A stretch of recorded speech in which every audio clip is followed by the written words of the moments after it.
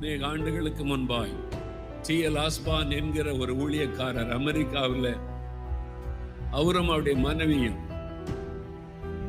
இளம் வாலிப வயதில் அவங்களுக்கு திருமணமான உடனே 2 பேரும் இந்திய மக்களுக்கு நம்ம சுவிசேஷம் சொல்லணும், இந்திய மக்கள் நிறைய பேருக்கு உண்மையான கடவுள் தெரியல அப்படின்னு புறப்பட்டு வந்தாங்க. டெல்லியின் வீதிகளிலே தெரு பிரசங்கம் பண்ணாங்க, டாக்ஸ் எல்லாம் கொடுத்தாங்க, நிறைய ஊழியம் செய்தாங்க. யாருமே கேட்கல, யாருமே மனம் திரும்பல, யாருமே இயேசுவை ஏற்றுக்கொள்ளல. இந்தியாவின் சில பகுதிகளில் போய் ஊழியம் செய்தாங்க, யாருமே இயேசுவை ஏற்றுக்கொள்ளவில்லை. ரொம்ப மனம் உடைஞ்சிட்டாங்க. சரீரம் வியாதிப்பட்டு பலவீனப்பட்டு மிஷனரிகளாக வந்த டி.எல். ஆஸ்பானுடைய மனைவியும் தோல்வி அடைந்தவர்களாய் அமெரிக்காவுக்கு திரும்பி போயிட்டாங்க. அவர்களை மனதுக்குள்ள வருத்த, இந்தியாவுக்கு மிஷனரி ஊழியமா போனமே, ஒரு ஆத்மா கூட ரட்சிக்கப்படலையே, யாருமே கேட்க மாட்டேங்கிறாங்களே, ஒரு வேதனை. அப்பதான் ஒரு செய்தி வந்தது, அமெரிக்காவில் இந்த பட்டணத்துல ஒரு ஊழியக்காரர் வந்திருக்கிறார். அவரு பிரசங்கம் பண்ணி ஜெபம் பண்ணினா பிசாசு ஓடுது, வியாதியஸ்தர் சுகமடைகிறாங்க, குருடர் பார்வையடைகிறாங்க, சப்பானிலாம் நடக்கிறாங்க, திரளா மக்கள் வர்றாங்க. அப்படியா, அப்படி ஒண்ணு நடக்குதா, போய் பார்க்கணுமேன்னு சொல்லி டி.எல். ஆஸ்பான் அந்த கூட்டத்துக்கு போனார்.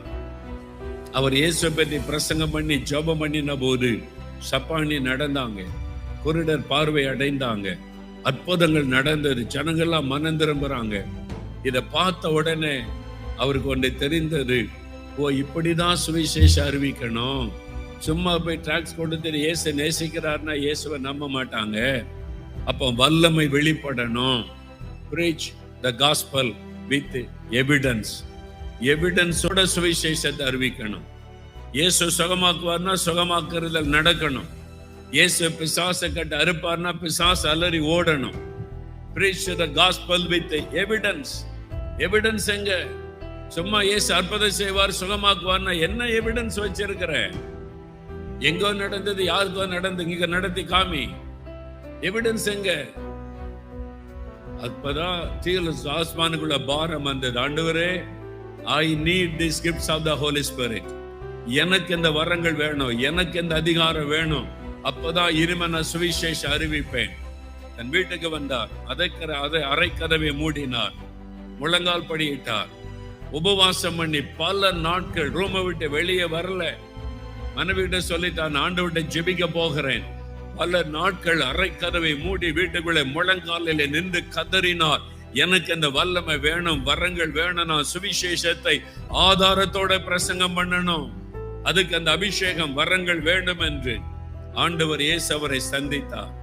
தன்னுடைய அபிஷேகத்தினால் நிரப்பினார், வரங்களினால் அவரை நிரப்பினார்.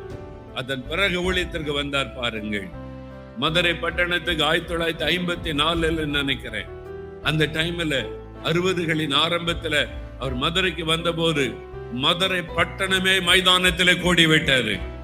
பலத்த அற்புத அடையாளங்கள் நடைபெற்றது, பெரிய அற்புதங்கள். அவர் போகிற இடத்துல எல்லாம் லட்சக்கணக்காய் மக்கள் கூடினார்கள்.